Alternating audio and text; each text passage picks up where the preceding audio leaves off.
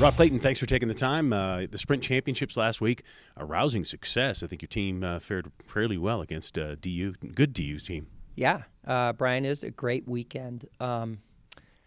We're catching on fire at the right time, and we have a lot of momentum. We've had that momentum in training. We just haven't seen it in meets. But we have a lot of momentum going into the championship season. Anyone you saw stand out in particular, or was it entirely a team effort? Well, I mean, you have to start with Wen. He wins the 200. He wins the backstroke. Okay, 50 backstroke, Wen Zhang. And then, of course, wins the 50 free as well. And then leads off our relay at the end. So he was great. Obviously, we won all four of the strokes. So Matthew Lattin in the fly, Wen in the back and free. And then, surprises me, Josh Kim, freshman, winning the breaststroke. And he, it was maybe surprising, but he won every round. And so he left little doubt that he was the fastest 50 breaststroker on the day there. That's awesome.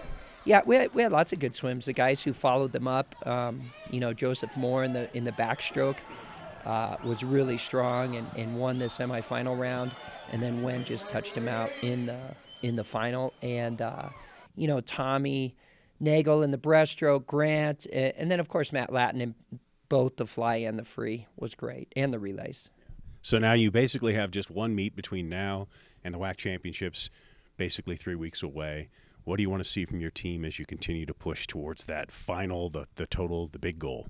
Well, it's about all the details. It's about the little things, doing the little things right, and that's what's so great about the sprint meet is it's a meet that is won or lost on the little things, and we did those very well, and we're trying to get better at those. I thought our relay exchanges, in particular, were much better at the sprint champs than they were the week before, and so that was key. And going 1-2 in that first relay is just sets the stage for the whole day.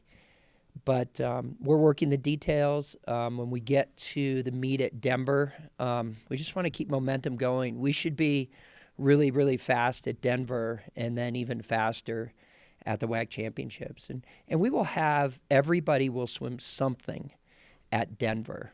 They're not going to swim a full weekend's worth because we'll only be 10 days out of the championships, but they will all compete. And I think, over the years, we've felt like having this meet in between our last dual meet has really helped us stay sharp. And sometimes, during that peaking time, as you're getting more rest, you get a little rusty in terms of actual racing. And this meet serves that purpose to really help us stay sharp. Yeah. On paper, this Air Force men's swimming team doesn't look very dominant, doesn't look like maybe some teams in the past. But how do you feel about this team now, just 3 weeks out from the championships? Week after week, we've sat here and talked, and I've told you, I think we're going to surprise some people. I feel very, very good about our preparation. And I've told many, we're going to be really good when it counts, but it's going to take us all year to get there. And that's kind of what we've seen. I mean, we by no means have arrived, but we're significantly better than the team that anyone saw in the fall. And I think we're going to be really good. I don't know what that means place-wise. I don't know.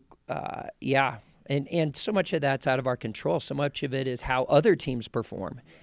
And, we have great teams in our conference, great programs that have consistently performed at a really high level. So I know our group is going to be ready to go, and I feel as confident about this group in terms of our preparation as ever. And so I'm super excited. I think we're going to be really good, and we're looking forward to WAC champs. That's saying something that you're confident. Rob Clayton, thanks for the time. Thanks, Brian.